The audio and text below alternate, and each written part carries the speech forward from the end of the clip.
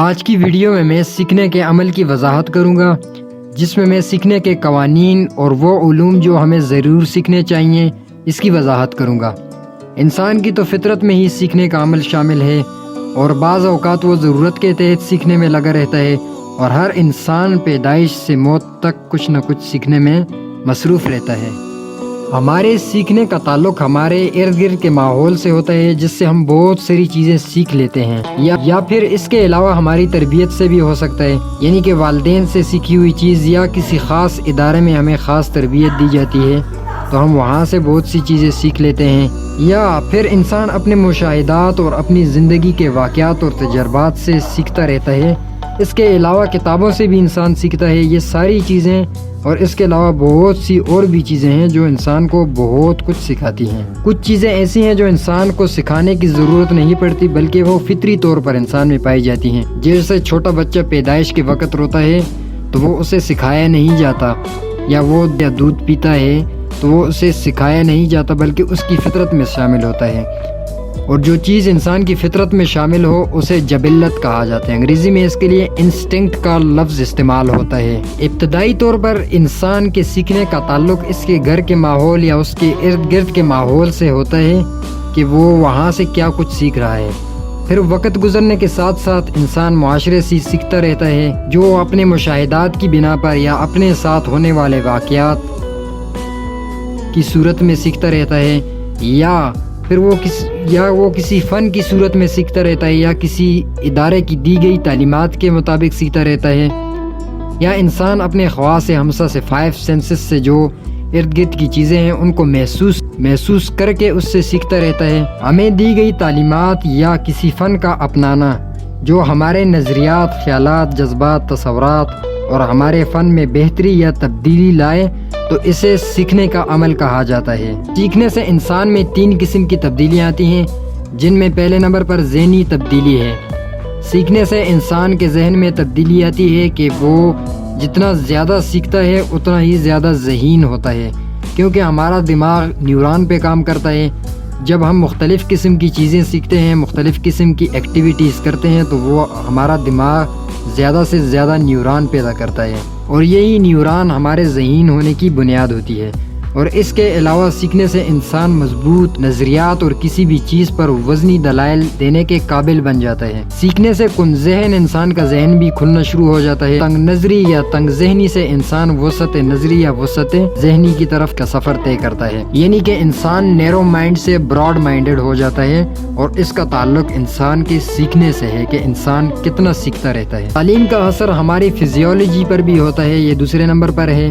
Physiology کا مطلب یہ ہے کہ انسان کا ظاہری جسم کا ہونا، کہ اس پر انسان کا کس طرح اثر پڑتا ہے۔ تعلیم کا اثر ہماری فزیولوجی پر اس طرح ہوتا ہے کہ مثلا ہم کوئی کھیل سیکھنے میں مصروف ہوتے ہیں، جس طرح جمناسٹک ہو گئے، فٹ بال یا کراٹے یا اس طرح کی کوئی ایکٹیویٹی ہوتی ہے جو ہم سیکھنے میں لگے رہتے ہیں یا اسے ہم کرتے ہیں، تو وہ عمل کرنے کی صورت میں ہمارے جسم کی ساخت اور ہمارے جسم کے پٹھے اور ہمارے جو جسم کے نظام ہیں وہ مضبوط اور توانا ہوتے رہتے ہیں، اور اس سیکھنے سے ہمیں جسمانی اور ذہنی دونوں طور پر انرجی ملتی ہے، جو ہمیں نئے قسم کی اور مختلف چیزوں سیکھنے کے لیے تیار کرتی ہے۔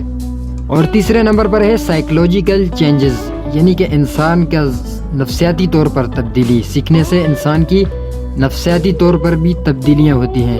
سیکھنے سے انسان کے احساسات اور جذبات پر بھی اثر پڑتا ہے، یعنی کہ انسان اخلاقیات کے سبق سیکھ کر انسان کے اخلاقی تبدیلی آتی ہے، انسان میں اخلاقی تبدیلی آتی ہے، اس کا رویہ بہتر ہو جاتا ہے اور اس کے مزاج میں نرمی آتی ہے۔ تو اب قوانین کی بات کرتے ہیں کہ کون کون سے قوانین ہیں سیکھنے کے لیے۔ تو پہلے نمبر پہ جو قانون ہے اس کو نفسیات میں، سائیکولوجی میں لا آف ایکسرسائز کہتے ہیں، اور اردو میں اسے مشق کا قانون کہتے ہیں۔ آپ نے سنا ہی ہوگا کہ practice makes a man perfect, یعنی کہ جتنی زیادہ انسان کسی چیز کی پریکٹس کرتا ہے، مشق کرتا ہے، وہ انسان اتنا ہی کامل بنتا جاتا ہے۔ اس کی آسان سی مثال ہے کہ اگر ایک شخص چلنے پھرنے کا عادی نہیں ہے، وہ تھوڑا تھوڑا روز چلنا شروع کر دے تو ایک وقت آتا ہے کہ وہ لمبے لمبے سفر بھی پیدل کر سکتا ہے۔ اور اسی طرح ہم تعلیم میں بھی دیکھتے ہیں کہ اکثر لوگ تعلیم کے عادی نہیں ہوتے، کتابیں پڑھنے کے عادی نہیں ہوتے، مطالعے کے عادی نہیں ہوتے، تھوڑا تھوڑا وہ پڑھتے ہیں اور اس مشق کو بار بار وہ دہراتے ہیں، روز روز تھوڑا پڑھتے ہیں تو ایک وقت آتا ہے کہ ان میں بہت سے پڑھنے کا سٹیمنا پیدا ہو جاتا ہے۔ دوسرے نمبر کا جو قانون ہے اسے لا آف ایفیکٹ کہا جاتا ہے، یعنی اثر کا قانون۔ یعنی جب ہم کوئی چیز سیکھتے ہیں، جب ہم اس کے کرنے میں یا سیکھنے میں کامیاب ہو جاتے ہیں تو ہم خود سے مطمئن ہو جاتے ہیں اور ہم خوشگوار محسوس کرتے ہیں، جو ایک اچھا اثر ہوتا ہے ہمارے مزاج پر۔ اور جب ہم ناکام ہوتے ہیں تو ہم مایوس ہو جاتے ہیں۔ جب ہم سیکھنے کے عمل میں کامیاب ہوتے ہیں تو تب ہم مطمئن ہوتے ہیں، جس کی وجہ سے ہم میں کام کرنے کی رفتار بڑھ جاتی ہے اور ہم موٹیویٹ ہوتے ہیں، یعنی ہم میں وہ کام کرنے کی توانائی برقرار رہتی ہے اور مزید کام کرنے کا دل کرتا ہے اور مزید کام کرنے کی توانائی ہم میں پیدا ہوتی ہے۔ جب ہم ناکام ہوتے ہیں تو ہماری رفتار سست ہو جاتی ہے اور ہمارا دل ٹوٹا ہوا سا ہوتا ہے۔ تو اس کا مطلب یہ ہے کہ بے شک ہم تھوڑا ہی کام سیکھیں، لیکن پورا کا پورا اور تسلی بخش کام سیکھیں تاکہ ہم میں مزید سیکھنے کی انرجی باقی رہے۔ تیسرے نمبر پر جو قانون ہے اسے کہا جاتا ہے لا آف ریڈینس۔ اس قانون کے مطابق انسان کو سیکھنے کے لیے جسمانی اور ذہنی طور پر تیار ہونا چاہیے۔ ریڈی، یہ لفظ نکلا ہے یہ ریڈی سے، ریڈینس، لا آف ریڈینس۔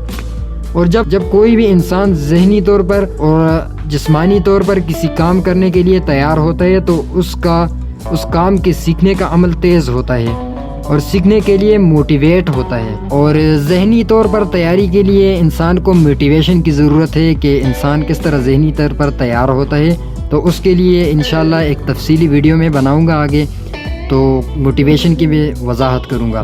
اب بڑھتا ہوں کہ وہ کون کون سے علوم ہیں کہ جس کا سیکھنا ہر انسان کے لیے لازمی ہے، بھلے وہ یونیورسٹی کا اسٹوڈنٹ ہے، بھلے وہ مدرسے کا طالب علم ہے، بھلے وہ تعلیم یافتہ ہے یا غیر تعلیم یافتہ ہے۔